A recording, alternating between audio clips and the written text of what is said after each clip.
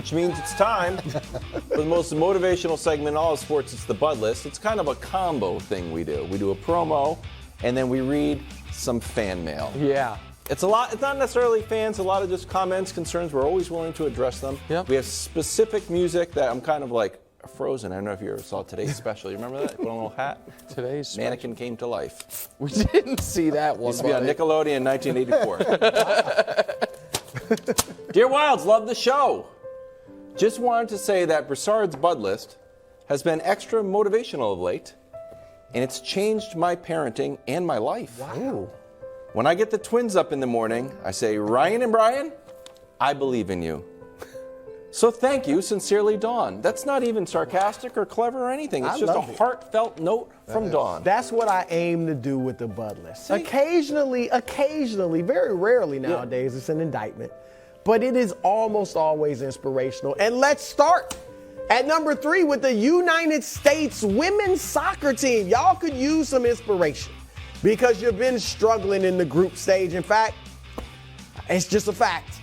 It's been the worst group stage performance ever by the women's soccer team, and you're taking some hits. I'm not even going to talk about former star Carly Lloyd. Let's look at these headlines. The Atlantic, the end of the U.S. women's soccer dominance. Wow.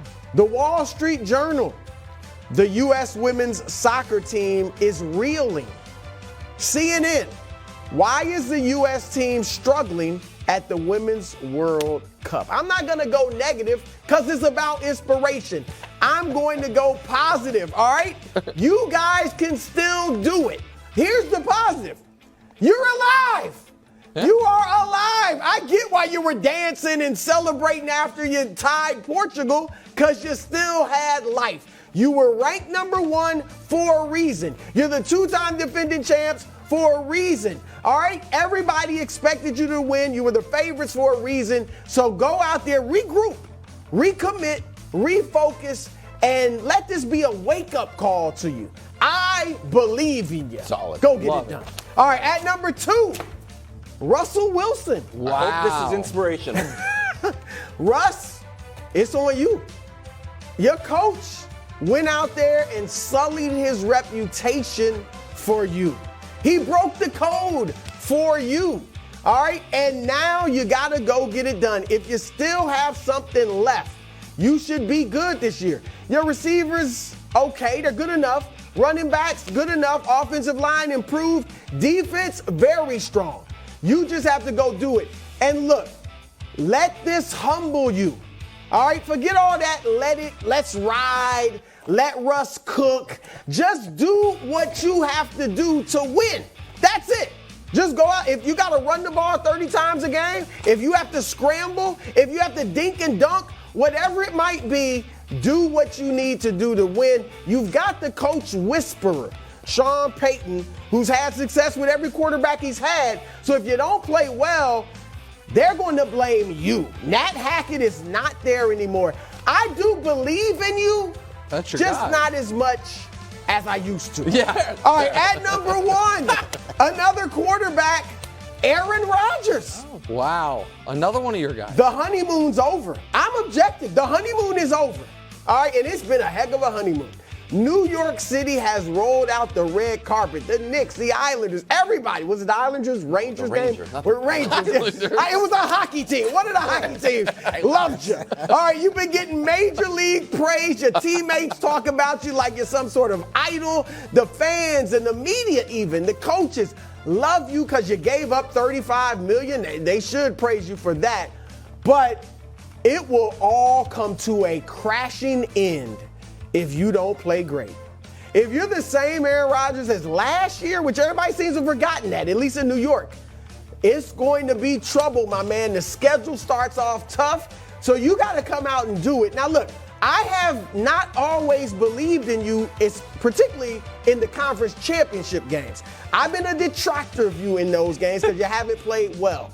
But I do believe in you now. I believe you have a good chance to get back to another conference championship game and maybe erase those demons. So, Aaron Rodgers, I'm not saying you winning a Super Bowl, but I believe in you to have a very good season that reinvigorates the New York Jets franchise. Excellent. Great job.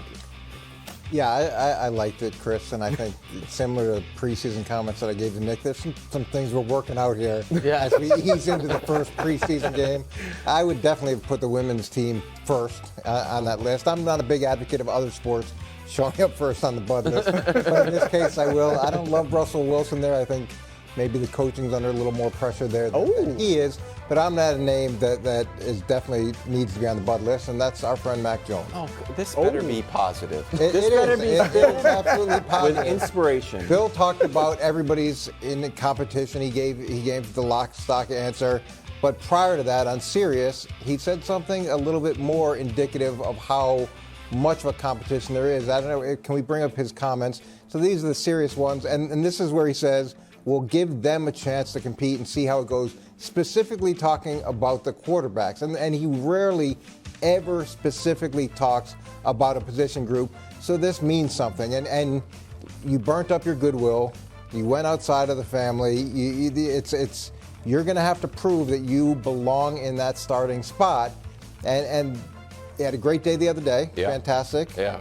But the bad news is so did Bailey Zappi. Now look at how this has bled into everything. They come out, they run together, and now he's jogging away from Bailey Zappi right here. The level of competition is everywhere. And what's good about this is nice separation, but the day before there was more separation. So Bailey's kind of closed that gap, even running out in pregame warm-ups, and I'm a little concerned about that. That was very good, Coach. Can I give I'm gonna do a whole thing on that. Hold on, before I even give mine, just to support my buddy Kevin Wildes, can I give a counterpoint to what you just said there?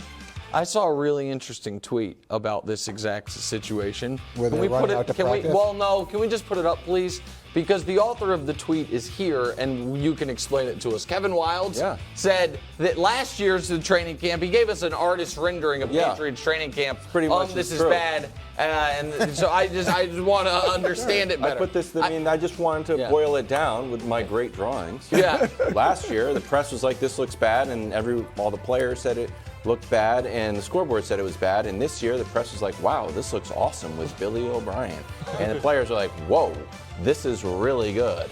And the defense like, wow, Mac Jones is awesome. Mac Jones like, wow, the defense is great. And so that's basically like, hey, it. Bailey Zappi's great too. Hey, you know what? I root for all Patriots. Feels like, Coach. wait, we're going to see who's great. At the end. Hey, you know what? To me, it looks like Joe Montana, Steve Young out there. Did you draw it? I'm okay with having everyone be fantastic. All right. It's like Brock Purdy, Jimmy G. I will add Daniel Jones to the Bud list, and here is why. That's fair. Saquon is back. Yeah. Darren Waller is there. They just paid their left tackle like he's, if not the best, one of the best left tackles in football. They have upgraded, albeit just slightly, the wide receiver core. All of us love the coach. The defense should be at least the level it was last year, probably better. They invested draft resources there. So why do the New York Giants have worse odds to win the NFC than the Green Bay Packers and the Atlanta Falcons? Why do center? I don't think that's the. You know what? Backup center just got hurt. Okay, Coach, that might be a good point. I don't think that's moving the Vegas odds, however. Why do they have the same Super Bowl odds as the Pittsburgh Steelers? Because people don't actually believe in the quarterback. Now, Daniel Jones, last year was excellent by Daniel Jones standards. That's right. The question, Brew, is this year, can Daniel Jones be good by grown-up NFL quarterback standards? Can you ask him to have a more mature passing game? Can you ask him to do more there? Or what, Coach? Go Can on. I just say the biggest odds? How about 3 games in the first 11 days?